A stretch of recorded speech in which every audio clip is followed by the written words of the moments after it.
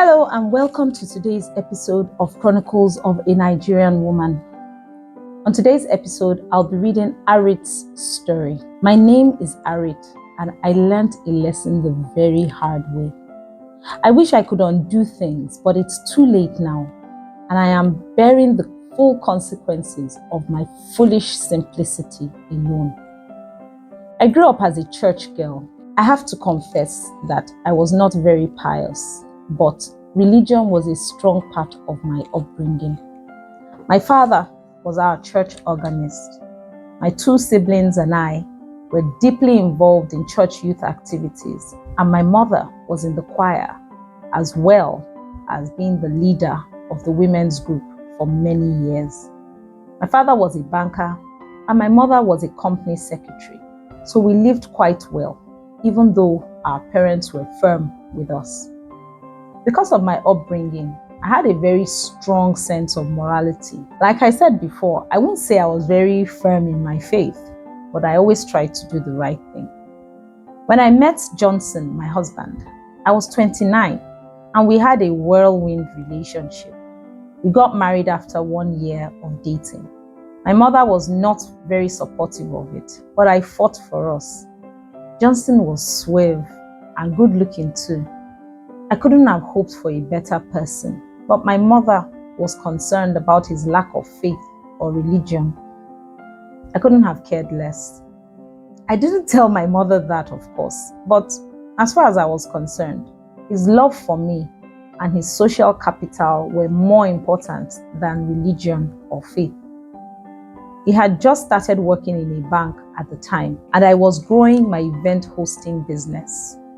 Our wedding was beautiful and colorful, just the way we wanted it. And everything was going well after the marriage until we couldn't have children after 2 years. We went for tests, and that was when we discovered that Johnson had a very low sperm count, which was the cause of our infertility. He begged me not to mention it to anyone while we tried to deal with it and find a way forward. Of course, I agreed because he was my dear husband and I did not want to embarrass him. Our problems really started when he refused to follow any of the medical prescriptions he was given. He did not give up his clubbing and party lifestyle, and neither did he take any of the medications.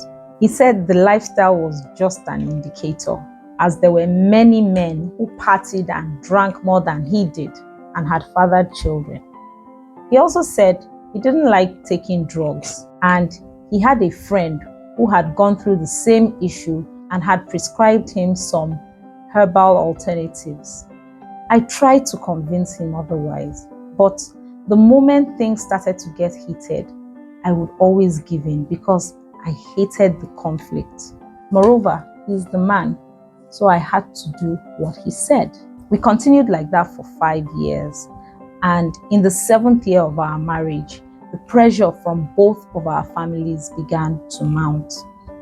One weekend, after clubbing, Johnson brought one of his friends home, extremely drunk. I thought he brought him home because he was too drunk to go to his own house. Johnson took him to the guest room.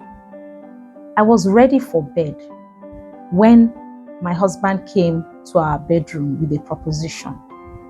He wanted me to have sex with our visitor in hopes of getting pregnant. It was perfectly timed because I was in my ovulation period and he knew that. It was absurd to me, but Johnson knew which buttons to press. He begged me to preserve his reputation from our families and not blow the cover on his secret. He convinced me that there was nothing wrong with it since he would also be in the room with us, and he endorsed it anyway. Just thinking about it now, it sounds bizarre, but at that time, I could not find a superior argument that was not religious, so I gave in and we did what he suggested. 2 weeks later, when I missed my period, I knew without a test what had happened. I waited 2 more weeks before confirming it and telling Johnson, who had been pressing me for answers. I felt dirty to be carrying another man's baby, but Johnson was excited and immediately announced it to both our families and anyone else he could tell.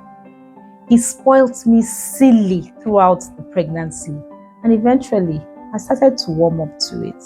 After all, the friend who fathered the baby had no idea what we had done anyway. The icing on the cake was that it was a twin pregnancy and they were identical boys. Johnson splurged on everything we could buy for them, and everyone was so excited when the babies finally arrived just before our 8th anniversary. They were showered with gifts from family and friends, and we had a loud dedication party when they turned 3 months. All the apprehension I felt had completely left by this time as I fully settled into my role as a twin mom. Caring for them took almost all my time. Even my business suffered for it, but that was a small price to pay for the joy of motherhood. When the kids were about 3, I found out that Johnson was cheating on me with multiple women. It was a shocking discovery because up till then, everything seemed fine between us, and I would never have guessed if I didn't stumble on the information. I was heartbroken and extremely hurt. The worst part was that when I confronted him, he was not sorry at all, and over the next few months, he became even more brazen with it until I could not take it anymore, and I reported him to my mom. Then my mom came over to our house to discuss the issue with him. Johnson was quiet all through. And when she finished speaking, he went into our bedroom and brought out a sheet of paper, which he handed to my mom. I wondered what was going on, but I didn't have to guess for too long. My mom read it and shouted in unbelief, "Arit, is this true?" I grabbed the paper from her. It was a DNA report for the twins showing that Johnson was not the father. I was in shock and could not respond. That was when Johnson told a concocted story to my mom about how he started to suspect it at some point and decided to take a test behind my back. I felt like I was watching a movie. Tears were streaming down my face and I was tongue-tied. I could not believe what I was hearing my husband say. My mother was obviously angry and disappointed. She kept saying, "Arit, just tell me that you did not sleep with another man. Arit, just tell me that this did not happen." Of course, I could not tell her that. Eventually, I said, "Mommy, it's not what you think." But the damage had clearly been done. Of course, I eventually told my family the truth a few days later. But the story I told them was so incredulous that they had a hard time accepting my defense. It was Johnson's word against mine. Clearly, my marriage was over. Johnson sold the lie to his family and to whoever of our friends cared to listen. I was too embarrassed by the fact that I ever agreed to his crazy plan in the first place. Johnson smeared my image, and I became pariah, a part of the statistics of evil women who cheated and tried to pin babies from their escapades on their husbands. Johnson sold the narrative to the point that he never admitted it, even to me. I was the simple-minded fool. Johnson was wise enough to know that I was trying to record his confession, and he never gave it. He divorced me on the grounds of infidelity, and he got away with not having to bear financial responsibility for the boys, since he was not their father.